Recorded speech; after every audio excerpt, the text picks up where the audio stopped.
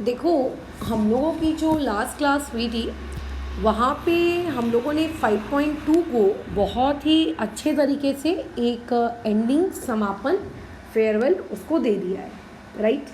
तो अभी हम लोग 5.3 वाली एक्सरसाइज से मूव करने वाले हैं।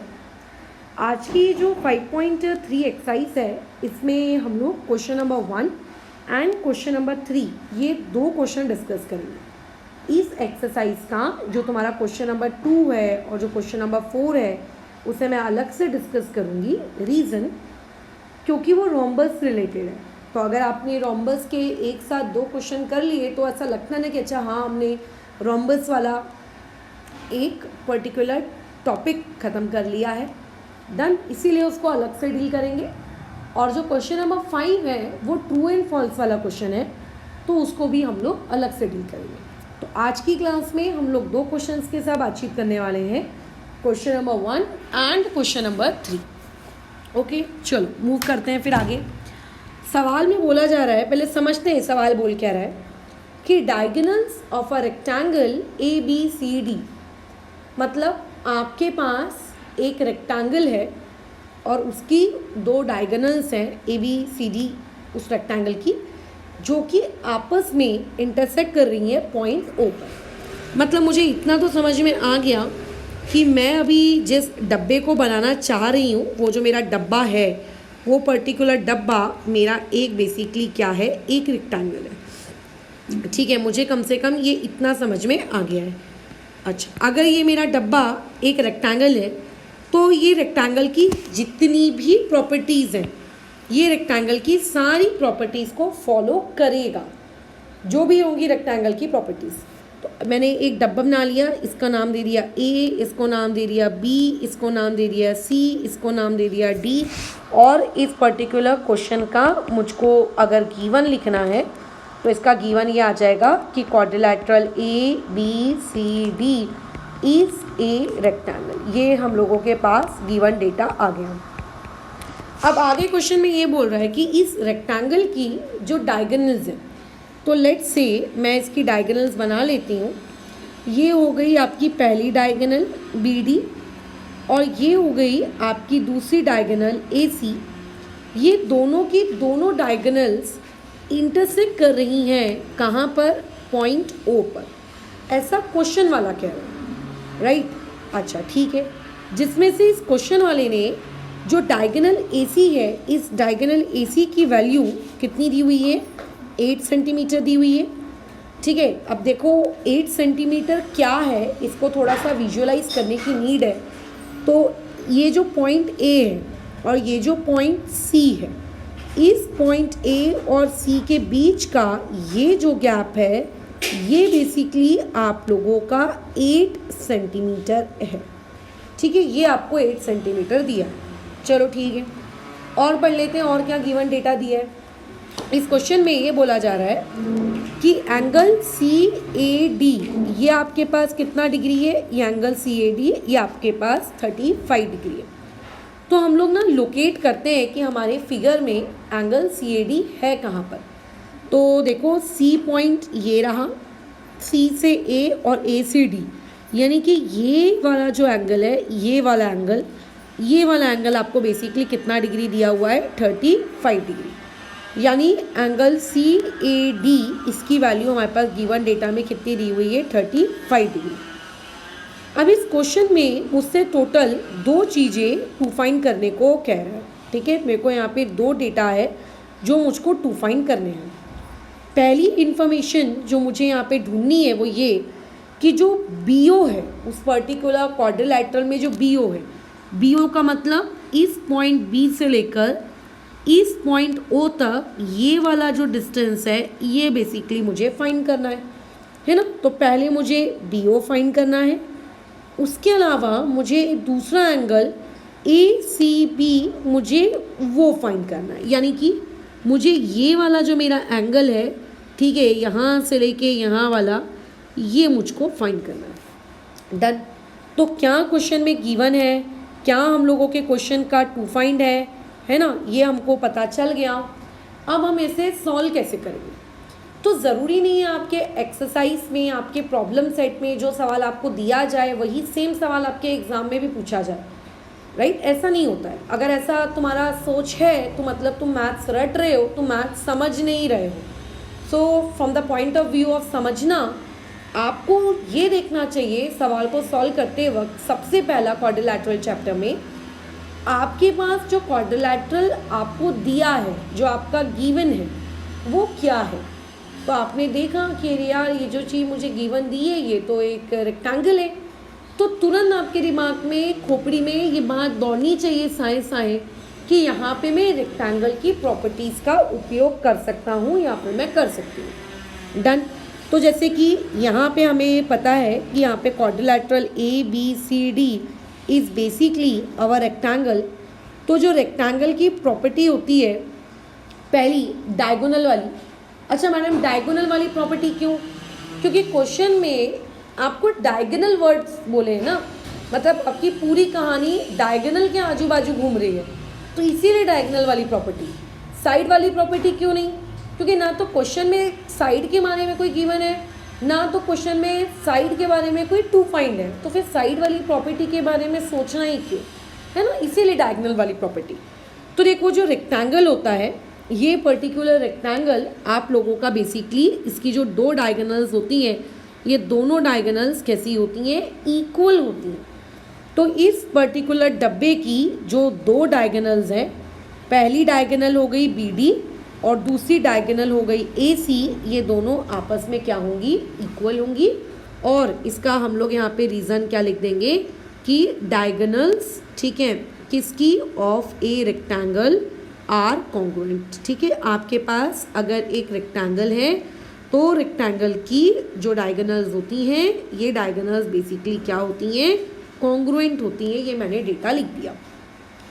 अभी मुझको क्वेश्चन में पहले से जो एक डायगोनल है AC, उसकी वैल्यू 8 सेंटीमीटर दी हुई है पहले से। तो क्योंकि AC और BD आप लोगों की दोनों इक्वल है, ठीक है, तो इससे ये पता चल जाता है कि देयरफॉर हम लोगों के पास जो BD आएगा, वो BD भी आप लोगों का कितना सेंटीमीटर होगा? वो आप लोगों का 8 सेंटीमीटर होगा। लेकिन मैम क्वेश्चन में तो BD कैलकुलेट करने को बोला ही नहीं था, आपने फालतू BD कैलकुलेट कर दिया। तो मैं मानती हूँ क्वेश्चन में BD कैलकुलेट करने को नहीं बोला है, और आपको कभी भी अपने आंसर्स डायरेक्टली मिलेंगे भी नहीं कि अच्छा ये बोला है, डायरेक्टली इसको कैलकुलेट करने वाली प्रॉपर्टी का इस्तेमाल कर दो और आंसर आ जाएगा। ऐसा कभी होता भी नहीं। हमको अपने आंसर तक पहुंचने के लिए बहुत सारा खोपड़ी का इस्तेमाल करना पड़ता है, और उसके बाद कैसा है, फिर हम लोग अपने पॉइंट तक पहुंचते हैं। जैसे कि अभी आपको वो पूरी की पूरी BD की वैल्यू से आपको कोई मतलब नहीं है, ठीक है, आपको पूरी की पूरी BD से कोई मतलब नहीं है।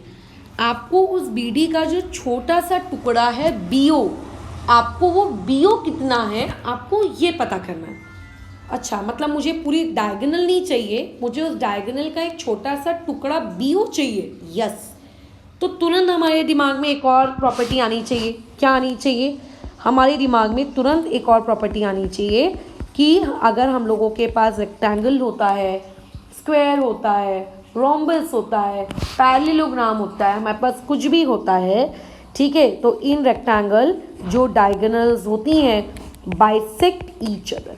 ठीक है, ये तुरंत हमारे दिमाग में आना चाहिए। यानी कि आप लोगों की जो बड़ी सी डायगोनल है BD, उसके दो इक्वल टुकड़े हुए होंगे।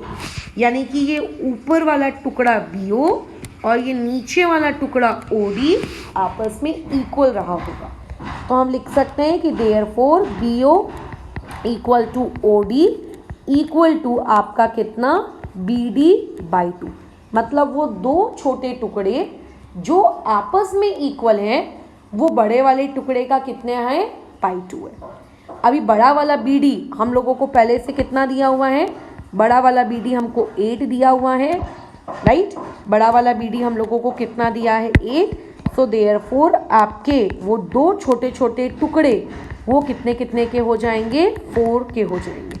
बट हमको वो दोनों छोटे टुकड़ों में कोई इंटरेस्ट नहीं है, हमको सिर्फ उसमें से BO में इंटरेस्ट है। सो देयरफॉर हम लोगों का जो BO है वो निकल के आ गया 4 सेंटीमीटर। ये हो गया हम लोगों का पहला वाला टुकड़ा। ये ऐसा होता है, मतलब आपने सोचो एक आपको जो डायगोनल दी थी, आपने पहले उससे दूसरी डायगोनल निकाली, फिर उसके टुकड़ा किया। डायरेक्टली आप कभी भी सॉल्यूशन पे जंप नहीं कर सकते, आपको थोड़ा सा दिमाग लगाना ही पड़ेगा। Done, okay. अब हम इस क्वेश्चन के सेकेंड वाले 2 फाइंड पे चलते हैं। सेकेंड वाला 2 फाइंड तो देखो एक्सट्रीमली ईजी है, एक्सट्रीमली। एक बात हमेशा याद रखना, 4 प्रकार के क्वाड्रिलैटरल्स, स्क्वायर, रेक्टेंगल, पैरेललोग्राम, रोम्बस, चारों के चारों इसमें डायगोनल्स हमेशा बाइसेक्ट करेंगी और हमेशा इनकी अपोजिट साइड पैरेलल होंगी ही होंगी। कई बच्चों को ऐसा लगता है क्योंकि पैरेललोग्राम का नाम पैरेललोग्राम है तो सिर्फ पैरेललोग्राम में ही अपोजिट साइड्स पैरेलल होती हैं। कई लोगों को ऐसा लगता है नहीं यार स्क्वायर में तो नहीं होंगी, नहीं यार रेक्टेंगल में तो नहीं होंगी। ऐसा नहीं है, चारों के चारों इसमें आपकी जो साइड्स है वो पैरेलल होंगी ही होंगी। ये बात का आपको ध्यान रखना है, ठीक है, विदाउट एनी कंफ्यूजन। तो इस पर्टिकुलर क्वेश्चन में मैं ये कह सकती हूँ कि मेरा ये वाला AD और मेरा ये वाला BC आपस में क्या है, पैरेलल है, और मैं AC को मेरा ट्रांसवर्सल ले रही हूँ। तो मैं यहाँ लिख सकती हूँ कि मेरी जो साइड आपकी क्या नाम है यार, उस साइड का AD और दूसरी साइड का नाम क्या है, BC। Side AD parallel to क्या हो जाएगा, side BC, and AC is a transversal, और AC को हमने क्या ले लिया, ट्रांसवर्सल। अगर मैंने ऐसा किया तो मेरे ऐसा करने से तुम्हें नहीं लगता कि ये वाला एंगल आपका CAD और दूसरा एंगल ACB, ये दोनों एंगल्स आपको देखने से नहीं लगता कि ये अल्टरनेट एंगल्स हैं? क्योंकि अगर वो लाइन पैरेलल है तो बिल्कुल लगता है। तो आप ऐसा लिख सकते हो कि देयरफॉर आप लोगों का एंगल ACB इक्वल टू आपका दूसरा वाला एंगल CAD, और इसका रीज़न हम दे सकते हैं अल्टरनेट एंगल। ठीक है, इसका रीज़न हम क्या दे सकते हैं, अल्टरनेट एंगल। लेकिन ठीक है, आपको पहले से इस क्वेश्चन में एंगल CAD इसकी वैल्यू पहले से इस क्वेश्चन में 35 डिग्री दी हुई है, बराबर कह रही हूँ मैं। तो देयरफॉर इस क्वेश्चन में क्योंकि ACB और CAD दोनों आपस में इक्वल हैं, तो देयरफॉर यहाँ से एंगल ACB इसकी वैल्यू भी कितनी आ जाएगी, 35 डिग्री, और यही हमको 2 फाइंड करना था, तो इसको 2 फाइंड कर लिया। इसके आजू बाजू बॉक्स बना लो और यहाँ पे लिख दो कि ये हमारा सोल्यूशन नंबर 2 है ना। इसको पर्टिकुलर क्वेश्चन में हमें 2 सोल्यूशन फाइंड करने थे, हमने दोनों के दोनों सोल्यूशन फाइंड कर लिए, दैट्स ऑल। तो इस तरीके से क्या हो गया, ये क्वेश्चन हमारा हो गया डन। अब तुम्हें क्या लगता है कि इस टाइप के क्वेश्चन में आपसे कैसे क्या सिर्फ इतना ही पूछा जा सकता था? क्या इस क्वेश्चन में कुछ और नहीं पूछा जा सकता था? इस क्वेश्चन में एक और चीज़ पूछी जा सकती थी, पता है क्या? हो सकता है कल को वो आपसे ये पूछता कि बताओ ये वाला एंगल कितने डिग्री का है, कुछ भी पूछ सकता था। तो आपके दिमाग में क्या आना चाहिए कि देखो रेक्टेंगल का ये टोटल एंगल 90 डिग्री का होता है, तो अगर उसमें से उसका एक टुकड़ा 35 डिग्री का है तो बचा हुआ पीछे का टुकड़ा कितने का होगा, 90 माइनस 35। तो ऐसा नहीं होता है कि टेक्स्ट बुक में जो सेट सवाल है वही सेट सवाल पूछे जाएंगे, छोटा मोटा चेंज करके कुछ भी पूछा जा सकता है। जो बेसिक मैथ्स के फंडामेंटल्स होते हैं अगर वो आपके स्ट्रॉन्ग हैं, आप छोटा सा अपना दिमाग अगर मैथ्स में थोड़ा भी दौड़ाना अगर जानते हो, कॉमन सेंस का प्रयोग करते हुए, तो बराबर बनता। ठीक है, चलो अब इसी एक्सरसाइज के क्वेश्चन नंबर 3 में मूव करते हैं। ठीक है, चलो देखते हैं क्या बोल रहा है। बोल रहा है diagonals of a square IGKL intersect at point M। जैसे ऊपर वाले सवाल में रेक्टेंगल के बारे में बात किया था, यहाँ पे बात हो रही है स्क्वायर के बारे में, यानी कि हम लोगों के पास हमारा जो फिगर है वो एक स्क्वायर है। चलो ठीक है, एक स्क्वायर में बना देती हूँ। अगर तुम्हें ऐसा लग रहा है कि नहीं मैडम आपका फिगर मुझे स्क्वायर जैसा नहीं दिख रहा, तो काइंडली उसको इग्नोर करें, मेरी ड्राइंग स्किल्स उतनी अच्छी नहीं है। तो ये पर्टिकुलर फिगर पहले तो एक स्क्वायर है ये मानो, क्योंकि क्वेश्चन में बोला जा रहा है, भले ही तुम्हें ऐसा लगे या ना लगे वो तुम्हारी अपनी खुद की चॉइस है। अच्छा, इसको मैंने नाम दे दिया I, जे के एल, ओके, ये मैंने नाम दे दिया। बोल रहा है कि इसकी जो डायगोनल्स है वो पॉइंट एम पे इंटरसेक्ट करती है। तो मैंने ये बना दी पहली डायगोनल, ये हो गई। ये मैंने बना दी दूसरी डायगोनल, ठीक है, ये दोनों इंटरसेक्ट कर रही हैं इस पॉइंट पर, ये हो गया पॉइंट एम। डन, ठीक है। इसमें और भी कुछ कुछ फाइंड करने के बारे में बोल रहा है, और तो खैर इस क्वेश्चन का कोई गिवन डेटा नहीं है, बट ठीक है, जो मेरे पास एटलीस्ट जितना गिवन है उस चीज़ को मैं अपने गिवन में लिख तो दूँ। तो गिवन ये है कि मेरे पास जो मेरा क्वाड्रिलैटरल है आई जे के एल, ये पर्टिकुलर क्वाड्रिलैटरल, ये बेसिकली मेरा एक स्क्वायर है। ये मेरा पहला गिवन।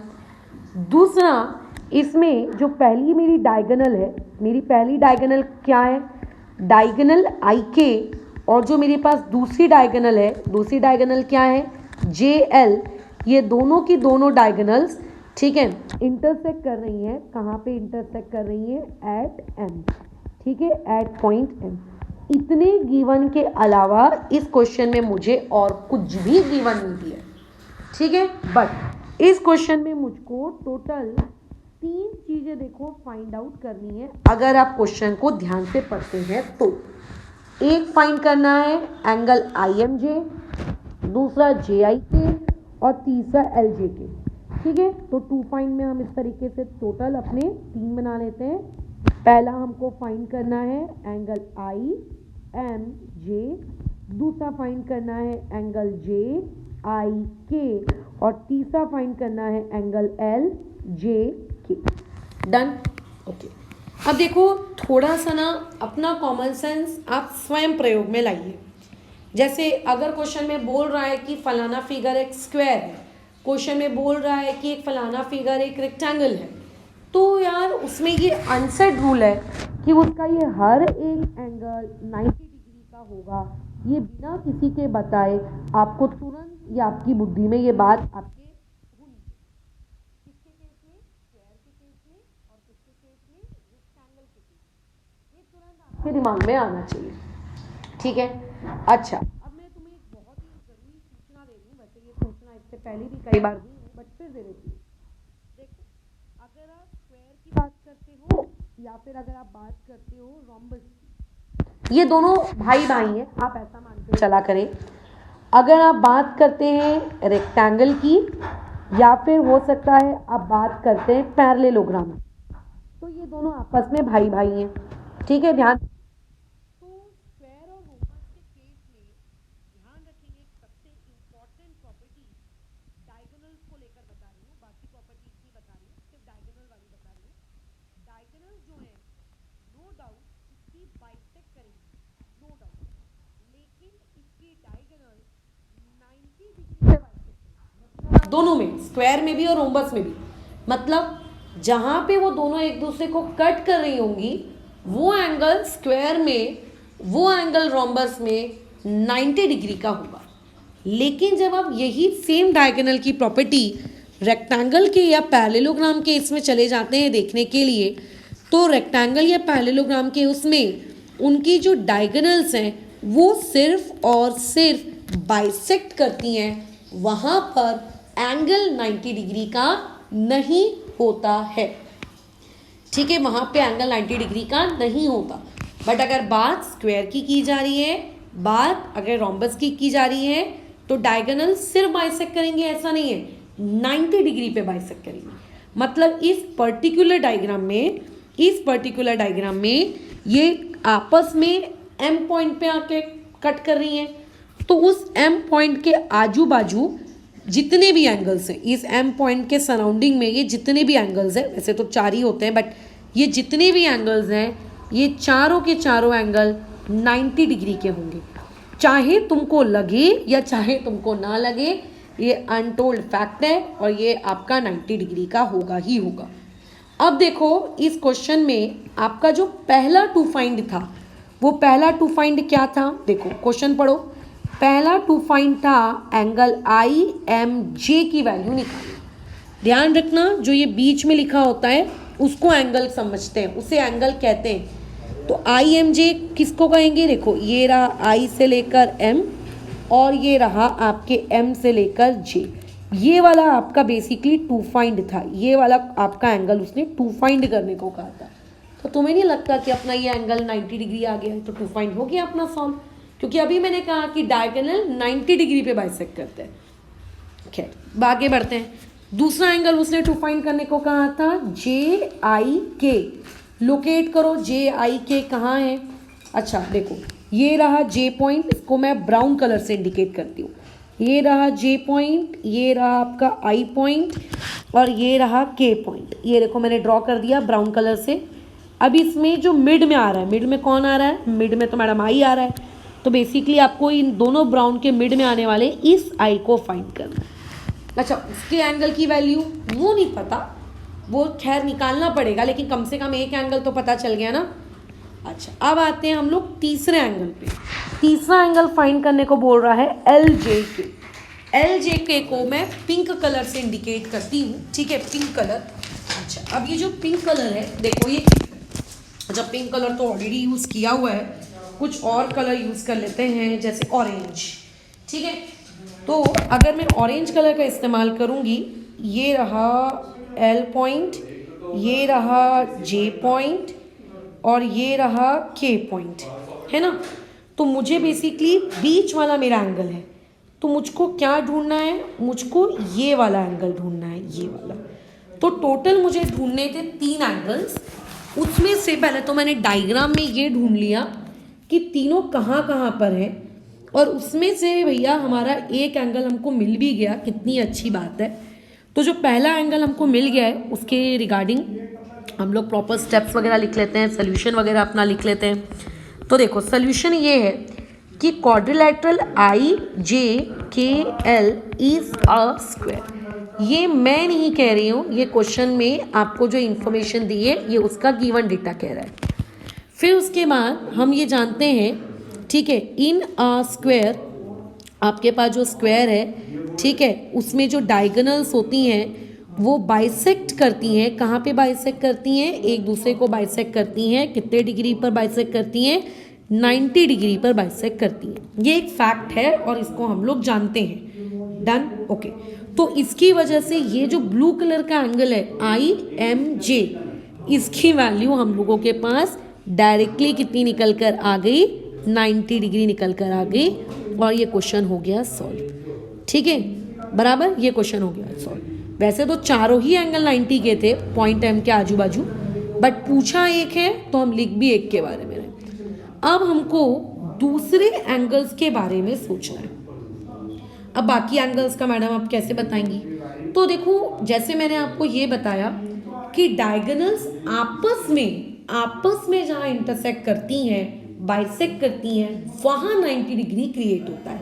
अच्छा, अब देखो यहाँ पे एक और बहुत इंपॉर्टेंट प्रॉपर्टी है। वो बहुत इंपॉर्टेंट प्रॉपर्टी ये है कि जब डायगोनल हम ड्रॉ करते हैं, ठीक है, जब हम स्क्वायर में या फिर जब रोम्बस में हम डायगोनल ड्रॉ करते हैं, जब स्क्वायर में या जब रोम्बस में हम डायगोनल ड्रॉ करते हैं, तो जो डायगोनल होती है, ठीक है, वो जो डायगोनल होती है, वो डायगोनल जो उसके अपोजिट एंगल्स होते हैं, डायगोनल बाइसेक्ट अपोजिट एंगल्स, वो अपोजिट एंगल्स को काटते हुए जाती है इक्वल टुकड़ों में, साए साए साए साए साए साए, इक्वल टुकड़ों में काट डालती है उनको, इक्वल टुकड़ों में। जैसे मान लेते हैं ये एक क्वाड्रिलैटरल है, ठीक है, ये एक एंगल है, ये एक एंगल है, और अगर आपने ये एक डायगोनल बना दी तो ये वाला जो टुकड़ा है और ये वाला जो टुकड़ा है ये आपस में इक्वल होगा। ये एक स्क्वायर की प्रॉपर्टी है। तो अगर मैं ये कहूँ कि IK एक डायगोनल है, IK मतलब कौन, IK का मतलब होगा यहाँ से लेके यहाँ तक। अगर ये IK डायगोनल है तो इसने एंगल I के भी 2 इक्वल पार्ट किए होंगे, इसने एंगल K के भी 2 इक्वल पार्ट्स किए होंगे। बट पूछा हमको एंगल I के बारे में जा रहा है, तो हम एंगल I पे फोकस करेंगे, लेकिन प्रॉपर्टी तो लगाएंगे ना। प्रॉपर्टी क्या है, प्रॉपर्टी हम ये लिखेंगे यहाँ पे प्रॉपर तरीके से कि इन अ स्क्वायर, जब हम किसी स्क्वायर की बात करते हैं तो वो जो डायगोनल होती है, डायगोनल बाइसेक्ट अपोजिट एंगल्स, ठीक है, वो अपोजिट एंगल्स को बाइसेक्ट करती है। ठीक है, बाइसेक्ट का मतलब दो इक्वल टुकड़े में काटती है। ठीक है, अभी इस फिगर में आई के ने एंगल आई को भी बाइसेक्ट किया है और इसने इस एंगल के को भी बाइसेक्ट किया है, बट हमको एंगल के बारे में कुछ भी नहीं पूछ रहा है, तो आप एंगल के को इग्नोर करो। आपको एंगल आई के बारे में पूछना है तो आप एंगल आई पे फोकस करो। तो यहाँ पे हमको लिखना पड़ेगा, ठीक है, कि हमारे पास जो हमारी डायगोनल है, क्या नाम है हमारी डायगोनल का, डायगोनल आई के बाइसेक्ट्स एंगल आई। वो एंगल आई को क्या करती है, बाइसेक्ट कर रही है। बाइसेक्ट कर रही है मतलब एंगल आई के दो टुकड़े हुए हैं और वो दोनों टुकड़े इक्वल है। अच्छा, दो टुकड़े हुए हैं और वो दोनों टुकड़े इक्वल है। तो चलो एक काम करती हूँ, मैंने इसको एक नंबरिंग कर दी 1, मान लेते हैं मैंने इस पीछे वाले को एक नंबरिंग कर दी 2, और मैं ऐसा कह रही हूँ कि मेरा एंगल 1 और मेरा एंगल 2 आपस में इक्वल है, क्योंकि एंगल आई के दो बराबर टुकड़े हुए हैं। ठीक है, तो हम इसको लिख सकते हैं एंगल 1 इक्वल टू एंगल 2, और ये दोनों बराबर टुकड़े उस बड़े वाले एंगल का कितना होंगे, बाई 2 होंगे। ये चीज़ तो मैं यार तुमको कब से बता रही हूँ कि जब भी किसी भी चीज़ के दो इक्वल टुकड़े होते हैं तो वो दो इक्वल टुकड़े हमेशा बड़े वाले एंगल का बाई 2 रहते हैं, यानी कि एंगल 1 और एंगल 2 आपस में इक्वल रहेंगे और ये बड़े वाले एंगल आई का बाई 2 रहेंगे। ठीक है, अच्छा अब तुम थोड़ा सा डायग्राम पे फोकस करो। क्या मुझे एंगल 1 फाइंड करना है, क्या नहीं, क्या मुझे एंगल 2 फाइंड करना है, हाँ मैडम, इसी पे तो आपने देखो यहाँ क्वेश्चन मार्क लगाया है, बिल्कुल। क्या मैडम आपको एंगल आई की वैल्यू पता है, हाँ, मैंने क्या कहा था, ये अनसेट रूल है।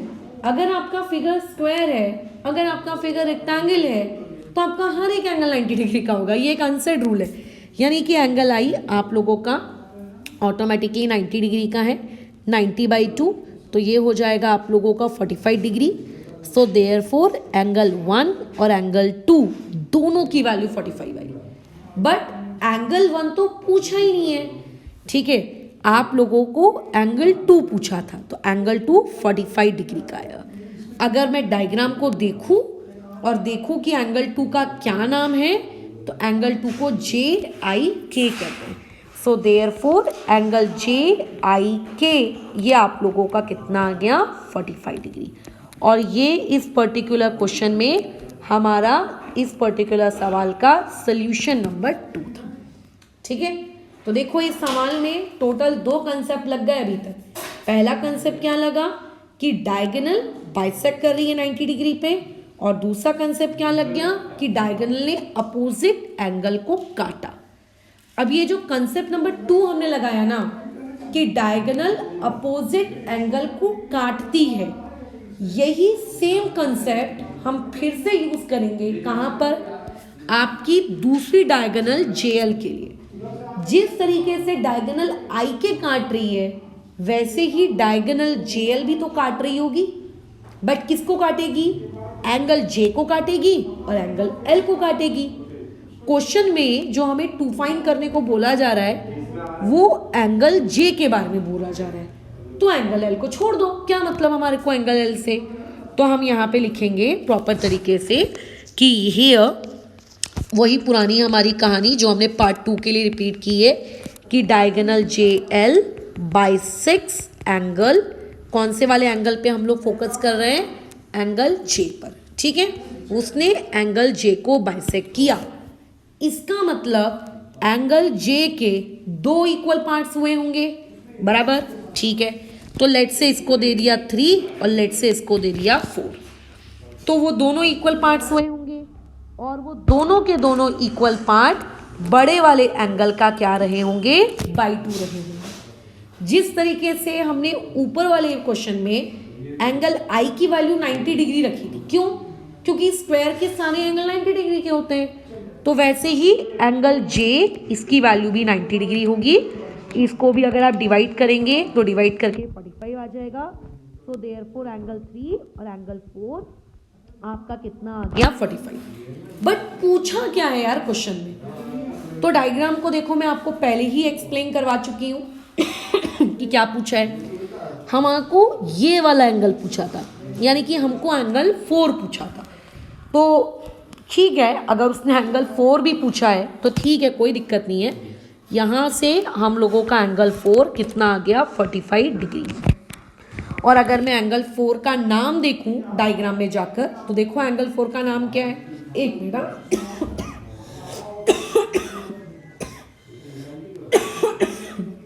सॉरी, इस एंगल का नाम क्या है 4 का, LJK।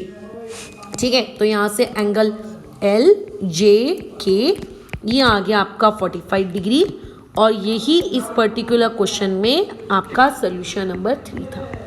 ठीक है, तो कैसा है, चीज़ें साथ साथ में थोड़ा ध्यान भी रखा करो जब पढ़ते हो कि किस सवाल को इस्तेमाल करने के लिए हम कौन सी प्रॉपर्टी का यूज़ कर रहे हैं। सवाल को रटो मत, ठीक है, ये प्रॉपर्टीज कभी साथ छोड़ेंगी नहीं, जिंदगी भर ये बेसिक प्रॉपर्टीज है जो आपके काम आएंगी है। ओके, फिलहाल अभी अपन इस डिस्कशन को यहाँ पर रोकते हैं, इसके आगे वाली क्लास में